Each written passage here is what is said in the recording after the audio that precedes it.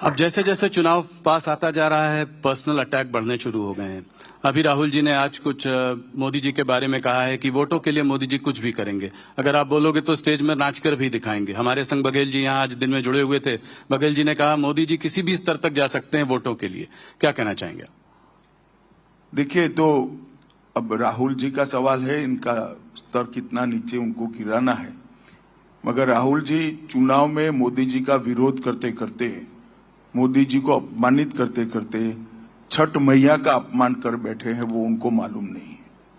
आज कुछ बोला है उन्होंने जी। पूरे देश में छठ के पर्व के दिन छठ मैया का पूरा देश मन से प्रार्थना भी करता है, अर्घ्य भी देता है और उसका प्रसाद भी ग्रहण करता है। अगर मोदी जी छठ के त्योहार का सम्मान करते हैं और उनको वो नौटंकी दिखता है, तो राहुल जी मोदी जी का अपमान नहीं कर रहे हैं। राहुल जी ने छठ मैया के सारे भक्तों का अपमान किया है, बिहार और पूरे पूर्वांचलियों का अपमान किया है। और मैं मानता हूं इस चुनाव में बिहार चुनाव में उनको इसका बहुत बड़ा खामियाजा भुगतना पड़ेगा।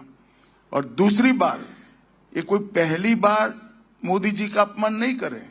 ढेर सारे, मैं तो रिपीट भी नहीं कर सकता, कितनी बातें स्तर गिराकर कांग्रेस पार्टी ने मोदी जी के लिए की है। इनकी माताजी तक को अपमानित करने का प्रयास किया है।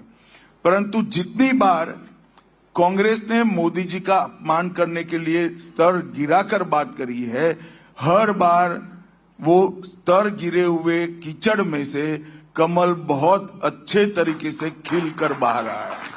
मुझे पूरा विश्वास है बिहार के इस चुनाव में छठ मैया का अपमान और नरेंद्र मोदी जी का अपमान, दोनों को बिहार के मतदाता भूलेंगे नहीं। मतदान के दिन 6 तारीख और 11 तारीख दोनों दिन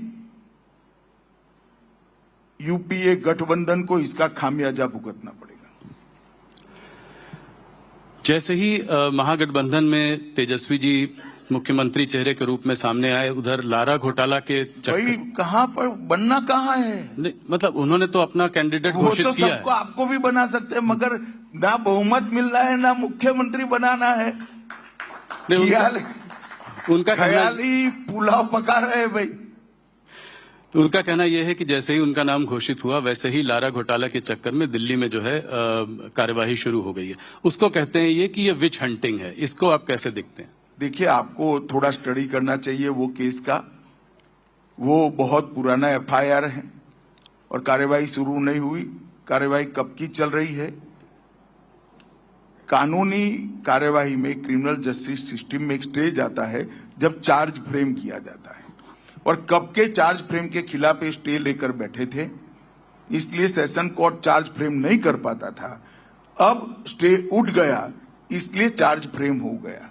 वो कोइंसिडेंट है। और उनके खिलाफ तो इतने केस है। आज भी लालू जी सजायाफ्ता व्यक्ति है, बेल पर है।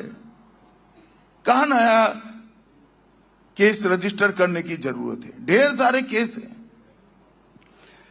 वक्फ कानून भी अब इस समय चुनाव के माहौल में उछल रहा है। तेजस्वी जी ने, कांग्रेस ने, सबने कहा है कि पावर में आते ही जो है इसको हम डस्टबिन में डाल देंगे।